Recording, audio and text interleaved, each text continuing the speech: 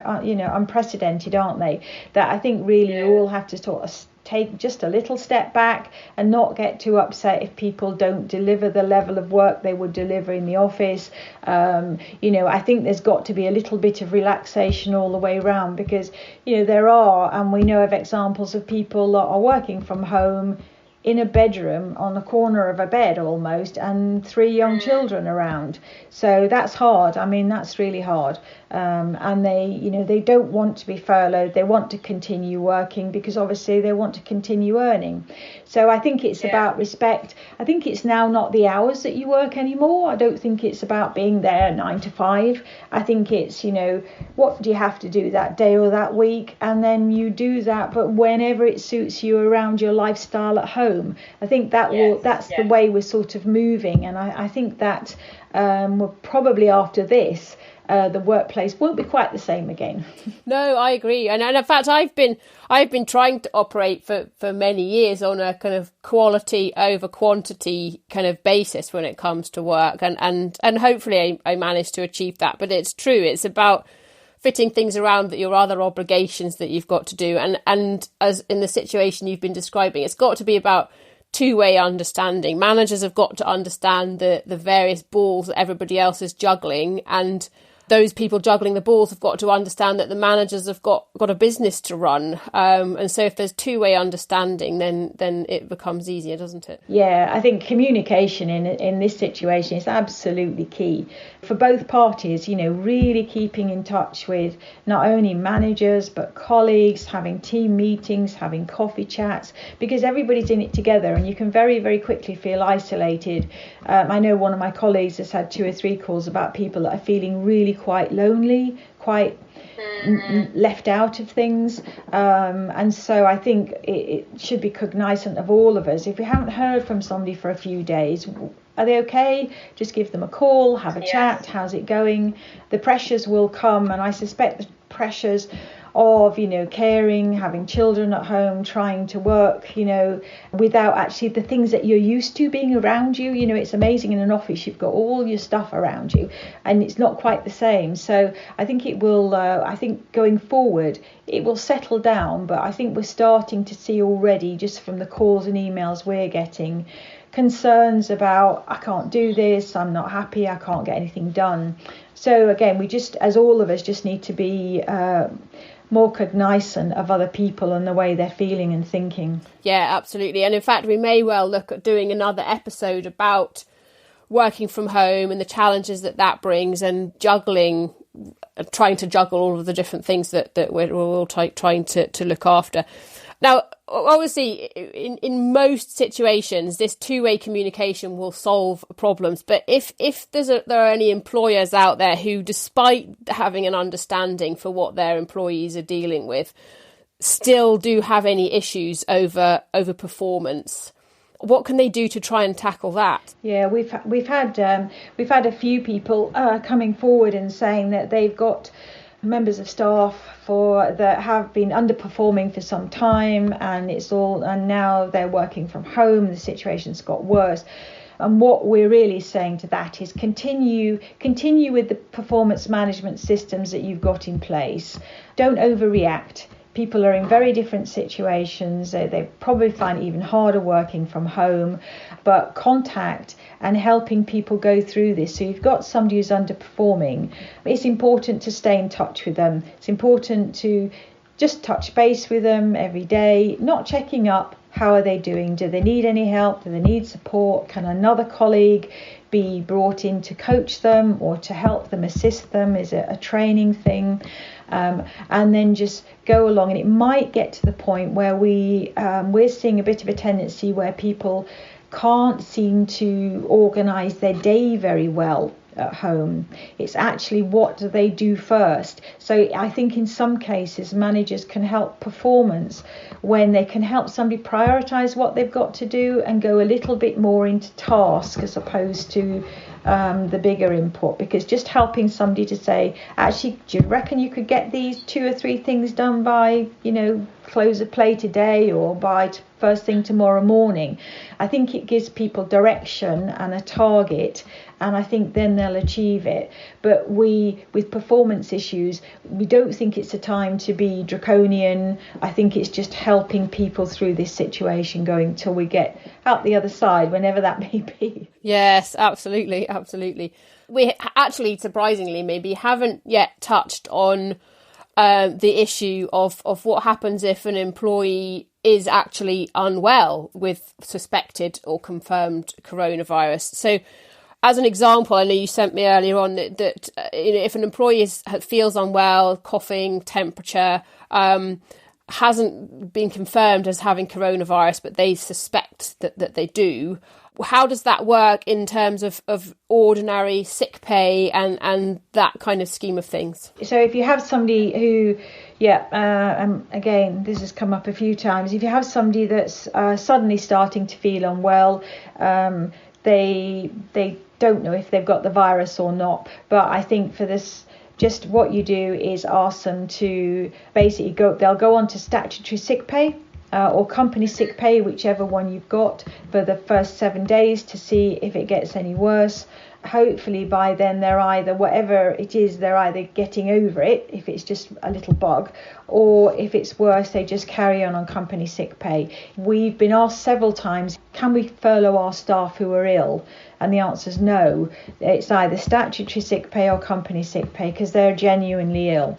And lots of questions about people just not feeling well. And I think the best thing to do is just say, OK, you're going to sick pay for a week and let's reassess it after that. And what happens if somebody isn't actually sick themselves, but they're self-isolating because a family member is sick? Yeah, then we would call that shielding. So with shielding, you can furlough somebody, you can furlough a person, and it's probably the best thing to do because in the instances we've heard of this, it's another member of the family that is really quite sick, and in some cases they have actually got coronavirus. Or it's shielding older people who are at risk, they're very at risk category. So you can furlough somebody because, again, what we've found is people that have somebody in their household that is sick, they really don't want to go out and try run the risk of passing this on, and they don't want to endanger the person in the household either. So you can furlough in that case. I see. And there'll probably be people listening with employees who are either, for example, pregnant or have other underlying health issues. So what are the options as an employer if you've got, let's say, for example, somebody who's 8 months pregnant who works for you? Well, the first thing, obviously, you would hope that the lady is working from home and maybe actually looking to reduce hours. Look to maybe reduce hours and, if possible, bring forward the date that she would go on to her natural leave. Yeah, that makes sense. Gosh, we've covered quite a lot, Gail. But is there anything that springs to mind that you think we haven't covered and that employers or indeed employees out there listening may be thinking, oh gosh, I'm still a bit unsure about X or Y or Z? One thing that we have been asked a lot is about directors. Can directors be furloughed? It was a little unclear until just a couple of weeks ago. But directors can be furloughed, but it's very, very important that they don't do any work in or on the business. So, for example, we had a director come forward and said, I work on business development and I need to go on furlough because, I can't afford not to go on to furlough, but I need to keep working because obviously I'm working on the business, not in the business. I want to keep looking for new leads, new business. But the guidance is very clear. The only work that a director can do is to do with statutory requirements. So if you had to do something with Companies House, otherwise they cannot do any work at all. So it's a difficult decision for directors, but the guidance is very, very clear. They cannot do any work either on the business or in the business during the furlough period. I think that will actually be very relevant to probably a lot of our listeners who will be directors of small, medium-sized or indeed large companies. And in fact, it's relevant for me as well. I can't afford to furlough in a sense because if I were to have, say, 3 months of not doing any business development, there might not be a business for me to come back to.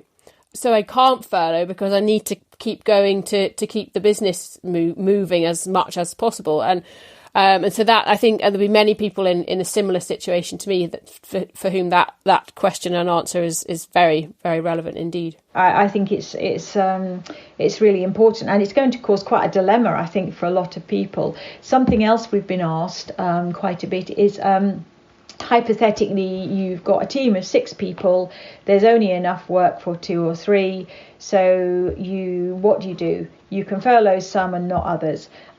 So you can furlough people for a minimum of 3 weeks. So what some companies are doing now, they're rotating the staff. Some are on furlough, some are working from home, and then after 3 weeks they're going to switch so that everybody gets the opportunity to do furlough and maybe some voluntary work and work at the same time. And that's quite a good solution. You can do that, but you have to go onto a furlough for a minimum of 3 weeks. Oh, I see. I didn't know that. And I suppose one final question that maybe any employees out there listening will be thinking, presumably furlough does not have any long-term impact on the security of that job. You know, if you ask to furlough or you are furloughed, there's no implication there that your job is any less important than anybody else's, and it's just as secure when you go back as it was when you started in that sense. I think that's correct. I mean, the whole reason behind furlough is to take the burden of the salaries, paying salaries away from the employer, so that actually they can, when the furlough finishes and when this situation resolves, people can go back to their jobs and the jobs are still there. It's actually a way of trying to secure jobs for the future. One thing that employers do ask is, when are we going to get the money for the furlough? So the HMRC scheme has not yet opened the portals where you can actually record who's gone on to furlough and put your information in. That's not going to open until about the end of April. And then no doubt, you know, goodness, how many squillions of people are going to be trying to access it to enter information. But the last news we had was the revenue will not be able to reimburse the furlough payments. And the furlough payments are the 80% of salary, the employer's NI, which is 13.8%, and 3% of the statutory pension. They don't think they'll be able to reimburse that money until May, end of May. So a lot of employers are struggling at the moment because they can't afford to pay the salaries today and wait to the end of May. So there are these business loans available, but to help with cash flow. Yeah, cash flow's challenging for a lot of people. So again, and some employers are having to come to arrangements with people to do reduced hours. So reduced hours doesn't mean you're being furloughed. It just means that you might be reduced to 4 hours a day as opposed to 8 hours a day or 7 hours a day, and it reduces your salary for a period of time because they do need you to keep working, but they just can't afford to pay. So it's flexibility on both sides, to be honest, Anna, and it's needed from everybody. Absolutely. And I think that's the overall message that's coming through from talking to you, is that, yes, there are rules and regulations and laws, but actually two-way communication, negotiation, and being open to have fair discussions on both sides is going to be what kind of really brings people through the other side of this. Yeah, people make businesses. I think people make businesses, and it's just by working together you can make a business successful. Now more than ever, we all need to be doing that. You know, the employers have got challenges, the employees have got challenges, so it's meeting in the middle, and I think actually businesses should come out stronger the other side of this. I hope so, and I think that we're seeing a lot of silver linings on a lot of clouds with people who are innovating and doing things different, which we've kind of touched on in other podcast episodes. But it's definitely people are finding new ways of doing things, and in many ways that may set us in good stead for the future. Yeah, we've just got to build on all that, and everything I see in here is, you know, how many times before this happened I had managers saying, oh, we can't possibly work from home, they can't do that from home, it won't work. And all of a sudden, almost overnight, everybody's working from home, and in the main it is actually working. It's just the occasional manager that might say they're supposed to be at their desk from 9 o'clock and they weren't there at 10 o'clock. And I think it's now about it's quality, not quantity. So I think that's a really good lesson. Oh, well, thank you, Gail. Just finally, we've gone into a bit of detail here on some topics, but there could be people out there who are thinking to themselves, "Gosh, I actually really could do a phone conversation with Gail."